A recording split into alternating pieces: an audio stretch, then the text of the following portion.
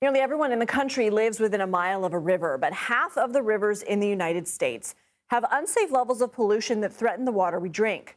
The nonprofit conservation group American Rivers has spent the last 40 years highlighting threats to our rivers with its annual Most Endangered Rivers list. CBS has an exclusive first look at the rankings this year. The top endangered rivers for 2025 include the Mississippi, the Tijuana River, rivers of southern Appalachia, the Passaic River, and the lower Rio Grande. These rivers face a wide range of threats, including pollution, inadequate disaster prevention, logging, mining, aging infrastructure, and more. American Rivers President and CEO Tom Kiernan joins us now. Tom, thanks for being here. Lindsay, great to be here. Thank you. Walk us through this list. What do these rivers have in common, and why should people care? Well, let me start with context. All life depends on rivers, and we get the majority of our drinking water from rivers. They're also very important economic engines for the country, corridors of transportation and recreation, and places for us to get some peace and quiet, to walk along a stream and a river. So they're extraordinarily important. The list that we're releasing today, there's some key issues. We're seeing some rivers that are important to the communities and regions, have significant threats, but there are also solutions. There are actions that we can take this year to address the challenges on the rivers, and that's what our report is calling for. What's the main goal of publishing this every year, and has it impacted the rivers you feature?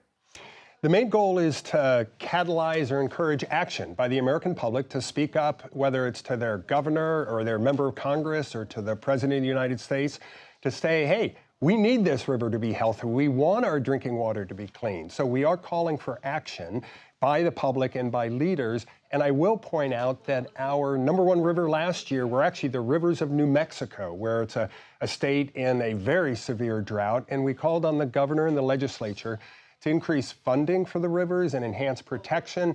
And actually, the governor just last week signed the second of 2 bills to better protect the rivers. So we are looking for that kind of action by leaders, again, whether it's the president or governors or other leaders, to take action to protect these 10 most endangered rivers. How have the recent changes we're seeing on the federal level impacted rivers?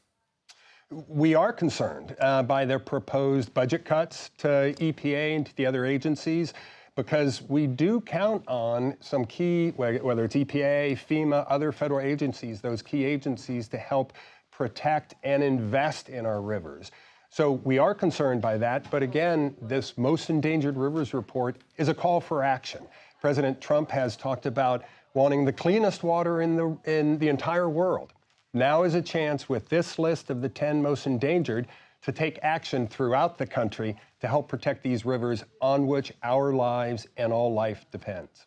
You mentioned governor, president, but what about the state, more local level? What are some other solutions to preserve and protect these rivers? There are absolutely good examples. You can take the Rappahannock River here in Virginia, where there's significant withdrawals from the river, and the river in some places actually starting to go dry. We're calling on the local planning county to put some regulations in place. Or the Gauley River in West Virginia, where there is strip mining that we believe is illegal happening upstream in the headwaters.